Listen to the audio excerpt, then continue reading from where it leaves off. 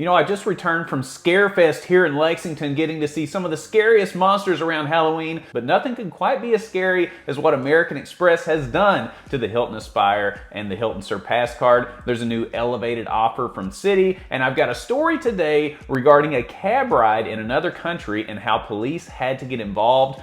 What exactly happened? We're going to cover that and a lot more on this week's edition of the Weekly Pointers News Update. I'm Brandon Boyd with The Brandon Boyd Show. Thank you so much for watching. These episodes come out every Sunday evening. My goal is to catch you up on all the news you may have missed regarding credit cards, points and miles, travel, money, finance, and everything in between. Super simple to follow along. On one side of the screen, you'll see a list of topics we're going to be covering, along with a timer down below and timestamps down in the description below. If you do find this video helpful or mildly entertaining, don't forget to be awesome. Give me a big thumbs up on the video. And subscribe to the channel, hit the bell notifications for alerts, and keep in mind if you're interested in any cards mentioned in today's video, or any card for that matter, make sure you apply using my referral link down in the description below. When you apply using that referral link, you know that greatly helps support the channel, and I can't thank you all enough for doing that so far. We've got some really big stories this week, so if you're ready, I'm ready. Let's go. Let's start out with a story that was pretty big a few weeks ago with Delta. Now, as you're aware, Delta in recent weeks has made changes to their SkyMiles program, creating what they called a simplified rewards program, but making changes to Sky Club access as well. And there was a lot of pushback on that. Well, the CEO heard you loud and clear. Now they are making some changes. Now, I don't know if these changes make a big overall deal. So here are the Delta Sky Club access changes. First, American Express Delta Reserve card members will now receive 15 days per year, and that's up from 10 visits. American Express Platinum card holders will now receive 10 days per year, and that's up from 6. Now, in terms of the MQDs needed to earn status, they are lowering that a little bit to help offset some of the change as well. And they are reintroducing Delta Sky Club individual membership for Diamond Medallion members in exchange for 2 choice benefit selections. Actually, I think Delta planned to be in this ballpark when it comes to the changes that are now going to be in place, because they swung the pendulum so far in the other direction. They knew there was going to be backlash, and I think they planned all along to come back to a more reasonable spot. Are the changes still great? No, they are not, but they are a little bit more reasonable compared to what they did before. I think this was a strategy from Delta. You have to let me know what you think. Does this change your mind about Delta and the changes they made recently? Let me know down below. Now let's move over to another airline, Southwest, that may be making some positive changes. So Southwest just announced some new changes that are for the most part positive, at least on the surface. First, they're going to make it easier to earn A-list status faster. So this is going to start January of 2024. They are going to lower the amount of one-way qualifying flights needed to earn A-list status. And they're also going to do the same thing with the A-list preferred status. Now, the thing to keep in mind is if you make it easier to earn status, that's more people that are going to have status. So on the surface, that sounds good, but it means more people are going to be able to have status with Southwest. And a new perk as well, complimentary premium drinks will be given for A-list preferred status. Starting November 6th of this year,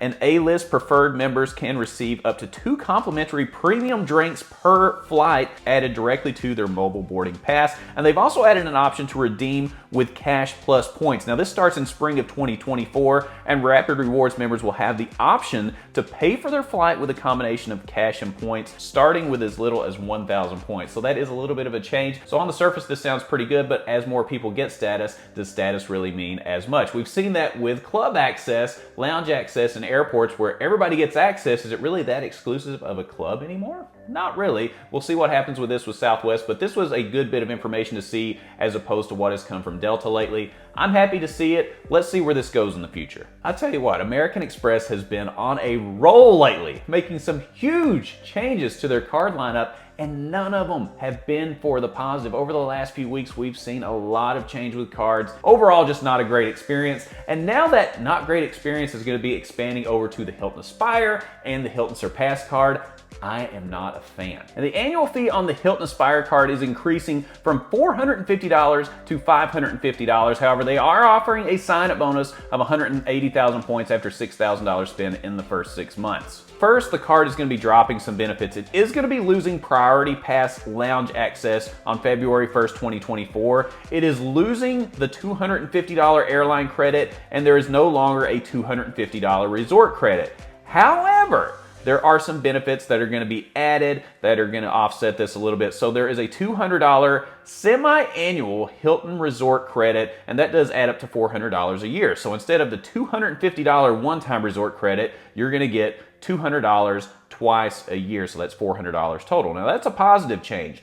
On the not positive change, back to that airline credit. So I mentioned that they were losing the $250 airline credit, but they are going to add a $50 flight credit per quarter for a total of $200 a year. I'm not a fan of these per quarter credits. They're hard to keep up with, people forget about them, and they're just not as useful as the one-time credits. So for me, I don't like it. Maybe it's going to be beneficial to you. I don't know. Now, in terms of the Hilton Surpass card, the annual fee is going to increase from $95 to $150 with a sign-up bonus of 170,000 points after $3,000 spent within the first 3 months. And there's now a $50 Hilton statement credit, not resort credit, per quarter. However, the 10 priority pass visits per year benefit is now being dropped as well. Overall, I'm not a fan of this. I like both of these cards quite a bit. And you know from watching my annual credit card award show, which you haven't checked that out, make sure that you do so. The Hilton Aspire card is one of my favorite travel cards. And now with the increased annual fee and some of the benefits dropping and getting more complicated, I don't know how I feel about this right now. I'm so frustrated with American Express. They're making huge changes and they're doing it all at once. This is like ripping the Band-Aid off right now. I don't like these whatsoever. Maybe I'm overlooking something. Do you have a use case where you see this as an overall positive for either one of these cards? Let me know what you think down in the comments below. Let's move on to some more positive news with an elevated credit card sign-up offer. So the Citi Business American Airlines Platinum Select World Elite MasterCard, try saying that 7 times fast, or just 7 times regular speed. It's now offering 75,000 American Airlines miles after you spend $6,000 within the first 6 months, and the annual fee for this card of $99 is waived for the first year. So this is definitely an elevated offer for the card. If you have been interested in this one whatsoever, I would recommend taking advantage of it because this is pushing what we're gonna see as far as the high end of a sign-up offer with it. Let me know if you already have this one down in the comments below. Do you think it's worth it, especially with the annual fee being waived for the first year? Not a bad deal. And as always on the Weekly Pointers News Update, I like to share an interesting story as it relates to credit cards or travel or money or finance and how that all comes together in really awkward situations throughout life. And I've got a story for you today. I need to know from the poster that posted this online, they are asking if they are in the wrong for making too big of a deal out of a situation with a cab driver overseas. So this online poster says that they held a cab, gave them the name of the hotel, and the cab driver seemed like they knew where they were going, and they decided to take off and drive.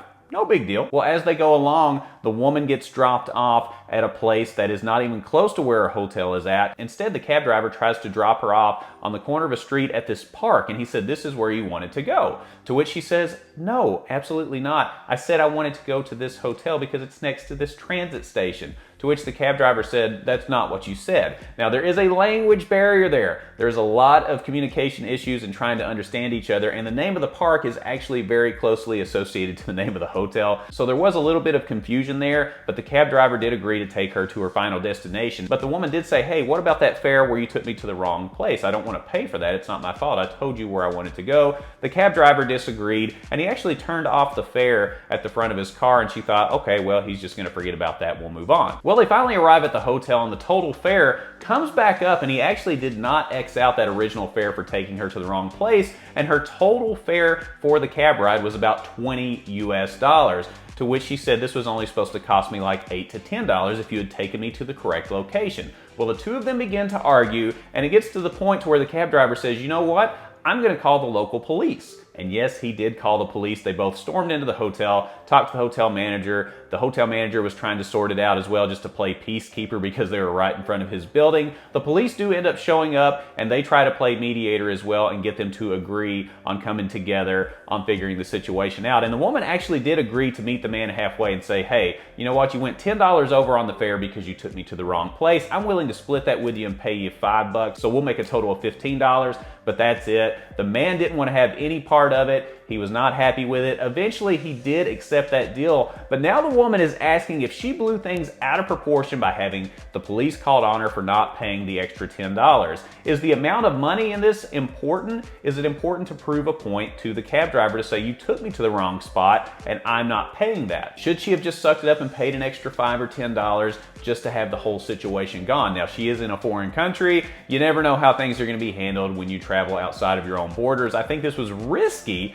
to say the least, but does she have a point of not paying the entire cab fare? I'm curious to hear what you have to say about this. Have you ever had any situations with Uber, Lyft, or even a cab where you've had to dispute a fare, and how did that turn out? I'm always curious about this because, hey, we're all getting out of the airports here and we're traveling to and from our hotels in some way or another, most likely through Uber, Lyft, or a cab. Let me know if you have any interesting cab fare stories down in the comments below. And if you're familiar with the weekly Pointers news updates, you know I like to end the show with a good food deal. This week is no exception. This week we are going back to one of my favorites, Taco Bell. So right now, fans of Taco Bell can score the toasted breakfast taco every Tuesday for the rest of October, so that's October 24th and 31st, and it's available for reward members. Now, no purchase is required to grab the free food, but customers must order through the Taco Bell app. I love Taco Bell. They're always throwing out free tacos or free something. Make sure you take advantage of this before the end of the month. Well, this has been a very interesting episode. We've covered some pretty hard-hitting topics. We talked about the changes with Delta, the Hilton Aspire and Hilton Surpass card. Ugh. Makes me sick to my stomach. And I've got to know what you think about the story about the woman that was taking a cab ride overseas. Did she blow things out of proportion? You let me know. Keep in mind, if you're interested in any cards mentioned in today's video, or any card for that matter, make sure you apply using my referral link down in the description below. And when you apply using that referral link, it greatly helps support the channel, and I can't thank you all enough for doing that so far. If you found this video helpful or mildly entertaining, don't forget to be awesome. Give me a big thumbs up on the video. Subscribe to the channel, hit the bell notifications for alerts, and when you click on the Brandon Boyd Show, click, you're gonna get the latest information on credit cards, points and miles, travel, money, finance, free breakfast tacos, and everything in between. And I look forward to seeing you on the next episode. We'll see you soon.